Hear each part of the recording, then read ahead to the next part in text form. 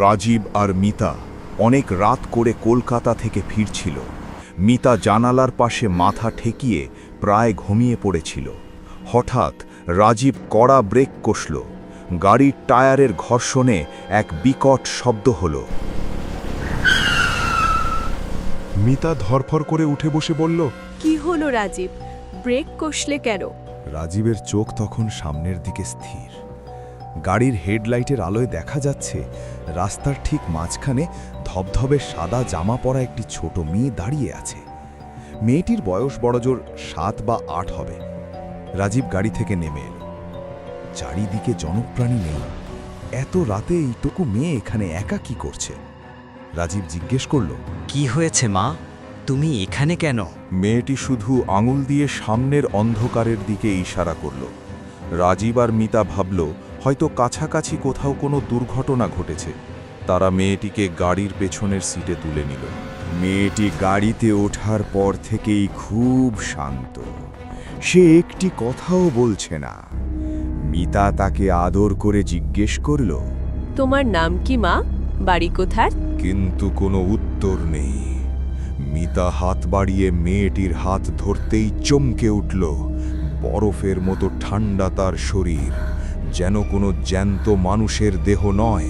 রাজীব গাড়ি চালাচ্ছে, কিন্তু তার মনের মধ্যে একটা অস্বস্তির দানা বাঁধছে। সে রিয়ার ভিউ মিরর দিয়ে বারবার পেছনের সিটের দিকে তাকাচ্ছে। হঠাৎ সে খেয়াল করল মেয়েটি আয়নায় দেখা যাচ্ছে না। পেছনের সিটে শুধু মিতা বসে আছে, অথচ মিতা কার সাথে যেন কথা বলছে। রাজীবের কপালে ঘাম দেখা দিল। সে কি ভুল দেখছে, নাকি মিতার পাশে আদেও কেউ নেই? হঠাৎ রেডিওতে গান বাজতে বাজতে বিকট কর্কশ আওয়াজ হতে শুরু করল। মিতা চিৎকার করে বলল, রাজীব সাবধানে, সামনে দেখো। সে দ্রুত পেছনে ফিরে তাকালো। সিট একদম ফাঁকা, শুধু সেখানে একটা ছোট ভেজা দাগ পড়ে আছে। মিতা থরথর করে কাঁপছে। রাজীব এবার গাড়ি না থামিয়ে গতি বাড়িয়ে দিল। সে শুধু এই রাস্তাটা পার হতে চায়, কিন্তু যতবার সে গাড়ি নিয়ে এগোচ্ছে ঘুরে ফিরে ঠিক একই জায়গায় চলে আসছে। রাস্তার ধারের সেই পুরনো ভাঙা মাইলস্টোনটা বারবার ফিরে আসছে। মিতা ডুকরে কেঁদে উঠল, রাজীব, আমরা কি কোনো ছলাবার পাল্লায় পড়লাম?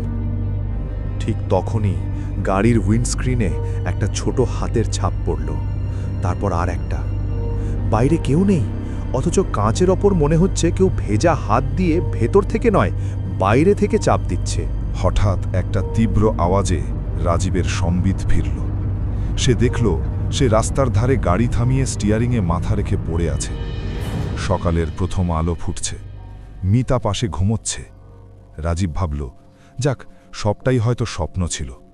কিন্তু গাড়ি স্টার্ট দিতে গিয়ে তার নজর পড়ল ড্যাশবোর্ডের ওপর রাখা একটা পুরনো খবরের কাগজের কাটিংয়ের দিকে। কাগজটা হলুদ হয়ে গেছে। সেখানে বড় বড় অক্ষরে লেখা, 10 বছর আগে আজকের দিনেই এই হাইওয়েতে এক পথ দুর্ঘটনায় একটি ছোট মেয়ের মৃত্যু হয়। ঘাতক গাড়িটি এখনও অধরা। রাজীবের বুকটা ধক করে উঠল।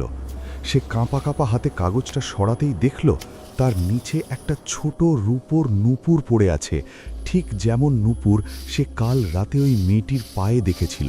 আর গাড়ির পেছনের সিটে এখনো মিতার পাশে একটা ভিজে ছোট হাতের ছাপ স্পষ্ট দেখা যাচ্ছে।